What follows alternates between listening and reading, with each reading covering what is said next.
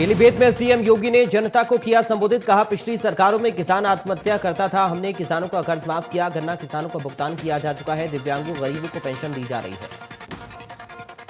पीलीभीत में सीएम योगी की जनसभा। कहा, ये लोग राम भक्तों पर गोलियां चलाते थे, महिलाएं और बेटियां बीजेपी सरकार में सुरक्षित और पहले प्रदेश में अराजकता का माहौल था।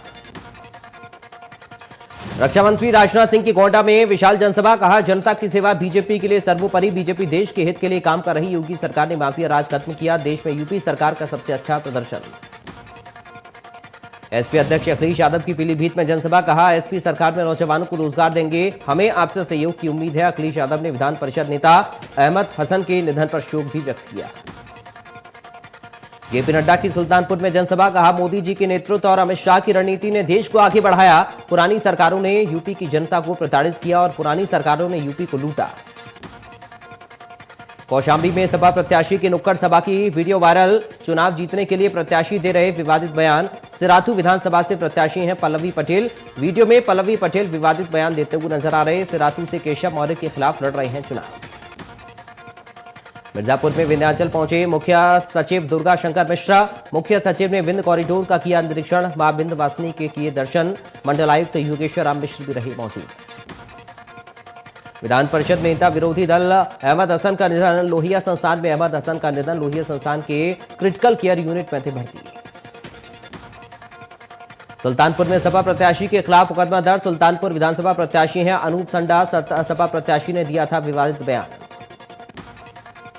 आगरा में जूता फैक्ट्री में लगी भीषण आग। घनी आबादी में स्थित है जूता फैक्ट्री। आग लगने से आसपास के लोगों में दहशत।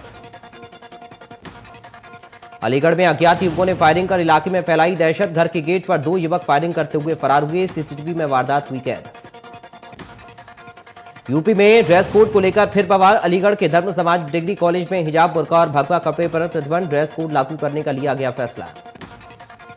बीजेपी प्रदेश अध्यक्ष स्वतंत्र देव सिंह ने की प्रेस कॉन्फ्रेंस। स्वतंत्र देव सिंह ने सपा पर मारा तंज। कहा, सपा के लोग करहल में कराह रहे हैं, अखिलेश को मुस्लिम अपनी जाति पर भरोसा नहीं। करहल की जनता अखिलेश यादव को हरवा रही। तीसरे चरण के लिए कल होंगे मतदान। 16 जिलों की 59 सीटों पर कल होगी वोटिंग। पोलिंग बूथों पर पोलिंग पार्टियां रवाना। तीसरे चरण के लिए कई दिग्गज चुनावी मैदान में।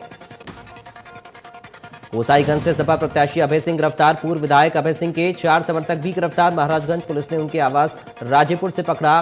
कबीरपुर चौराहे पर भाजपा प्रत्याशी समर्थकों से हुई थी झड़प। आगरा में बीईओ और 85 शिक्षकों को नोटिस जारी। डीबीटी कार्य में लापरवाही के चलते थमाया गया नोटिस। 20 से अधिक छात्रों की डेटा पेंडिंग वाले स्कूलों को नोटिस। फिरोजाबाद में बारात की प्राइवेट बस ने बाइक सवारों को रौंदा। हादसे में बाइक पर बैठे 3 लोगों की मौत। बहन की शादी के लिए शॉपिंग कर लौट रहे थे युवक। ललितपुर में सड़क हादसे में 4 लोगों की मौत। बारातियों से भरी पिकअप भी ट्रक से भिड़ंत हुई। हादसे में 5 लोग घायल, 1 गंभीर रूप से घायल।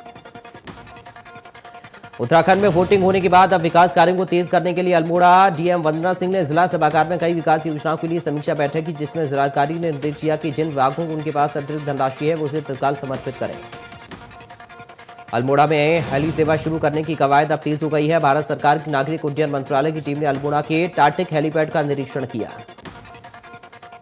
जिला अस्पताल की डॉक्टर्स और कर्मचारियों के आवासीय परिसर में 2 गुलदारों की धमक से दहशत का माहौल। शहर के आबादी क्षेत्र में गुलदार दिखाई देने से लोग भयभीत। भारत ने दूसरे T20 इंटरनेशनल में वेस्टइंडीज को रोमांचक संघर्ष में 8 रन से हरा दिया। इसके साथ ही भारत ने 3 मैचों की सीरीज 2-0 की अजय बढ़त हासिल कर ली।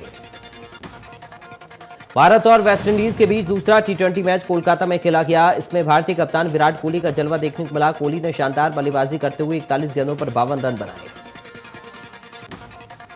देश में पिछले 24 घंटे में कोरोना संक्रमण के 21,016 नए मामले आए सामने। इस दौरान 325 मरीजों की मौत हुई, जो फरवरी में सबसे कम है। और उत्तर प्रदेश में 24 घंटे में 842 नए कोरोना केस, जबकि 5 लोगों की मौत हुई।